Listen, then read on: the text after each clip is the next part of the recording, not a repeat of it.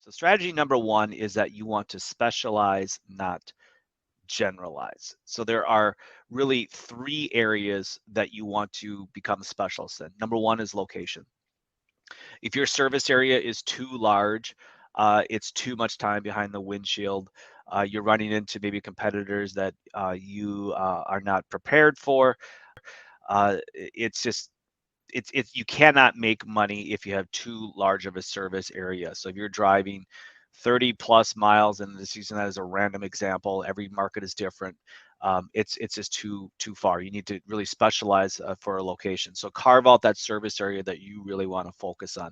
And part of that is because your marketing dollars only go so far. Your reach only goes so far. So you really want to niche down when it comes to location. The second is the project type. So in other words, if you're a remodeler, okay, what are your 4 or 5 best projects? If you're a home builder, are you a single family home builder? Are you a condo builder? Are you a town home builder? Are you doing customs? Are you doing semi-customs? Are you doing production type housing? Figure out what you're really good at and focus on that. Don't try to be all things to all people. And then last is price points. And what I mean by this is that, don't say, well, we build homes from 250 to 2.5 million. That doesn't work.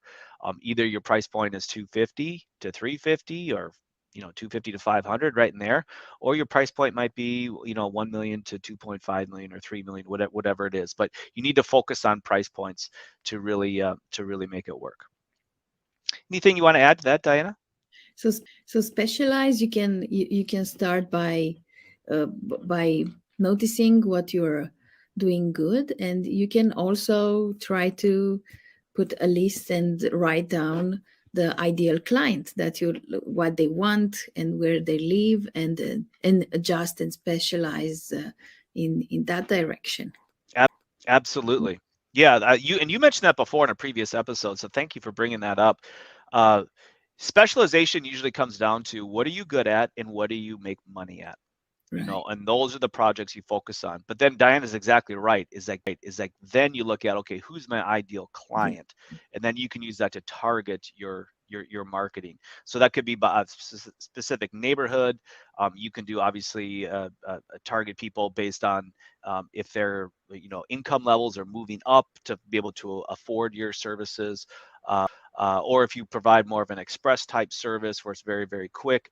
There's a certain type of demographic and psychographic profile that you want to focus on. So Yeah. thank you for bringing that up.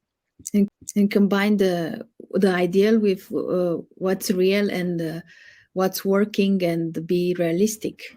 Exactly. And Yeah. most importantly, when you identify that client that you want to work with, then you know when to say no. Yeah. That's so important, is knowing when to say no, because saying no has two costs. One is an opportunity cost. When you take on a job from a client you shouldn't, it precludes you from taking on a job from a client you should. The second one is the emotional cost. And sometimes there's a monetary cost too, right? Where these clients just they ask for so much of your attention, they negotiate with you at every step of the way, and they just become these nightmare clients. But they take an emotional toll on you and your staff. And unfortunately, we have to provide warranties for these people, oftentimes a year after the job is completed, and they are a nightmare in warranty as well. So knowing when to say no is so important, and you know that once you identify who your ideal client is.